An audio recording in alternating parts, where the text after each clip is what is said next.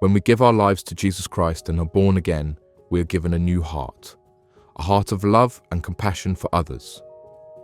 But there is a posture we must adopt with this new heart if we want to see the glory of God manifested in our lives.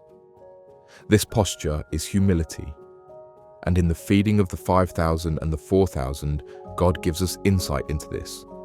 Let's take a closer look. And Jesus went forth and saw a great multitude, and was moved with compassion toward them, and he healed their sick. And when it was evening, his disciples came to him, saying, This is a desert place, and the time is now past. Send the multitude away, that they may go into the villages and buy themselves victuals. Here we see the disciples' compassion. They recognize a real need, genuinely care about the people, and even suggest a practical solution. Now let's see in Matthew 15. Then Jesus called his disciples unto him and said, I have compassion on the multitude, because they continue with me now 3 days, and have nothing to eat, and I will not send them away fasting, lest they faint in the way. And his disciples say unto him, Whence should we have so much bread in the wilderness as to fill so great a multitude? Here, Jesus expresses compassion and simply presents the problem to his disciples without giving instructions. Once again, the disciples care deeply and seek to understand how the need can be met. In both situations, the pattern is the same. The disciples see the need, they care, and they desire a solution. But what they do next is, in my opinion, the posture to have toward God. They do not act independently, even though they could have. They could have sent the crowd away or tried to solve the problem on their own. Instead, they go to Jesus and humbly acknowledge their limitations. They do not ignore the problem or pretend to have all the answers. They simply bring to Jesus what they have, their concerns, their ideas, and their human limitations, trusting that he knows what to do. In many ways, they approach him like children coming to their father. This is the posture God desires.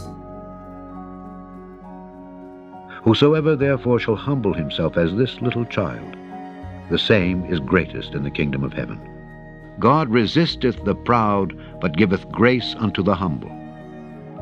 Thus saith the Lord, Let not the wise man glory in his wisdom, neither let the mighty man glory in his might. Let not the rich man glory in his riches.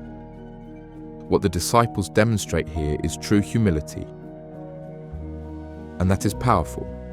When we humbly bring our concerns and even our ideas to God and allow him to provide the answer, miracles happen. In both Matthew 14 and 15, Jesus takes the loaves and the fishes, gives thanks, breaks them, and gives them to his disciples, and the disciples give them to the multitude.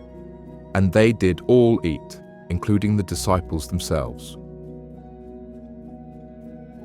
When we come to God in humility, we create space for him to do what only he can do.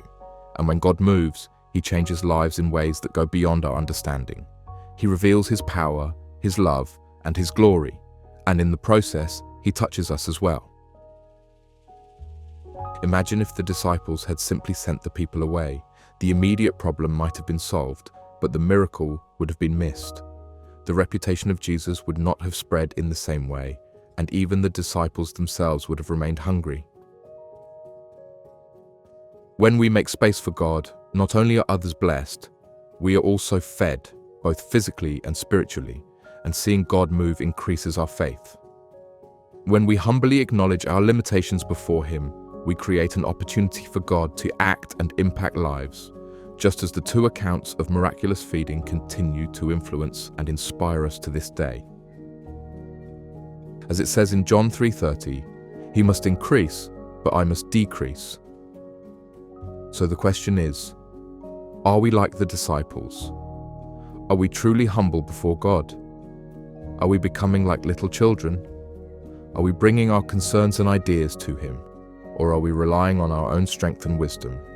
Are we allowing God to do the heavy lifting so we can witness the miraculous and be fed in every way? Or are we trying to handle everything ourselves?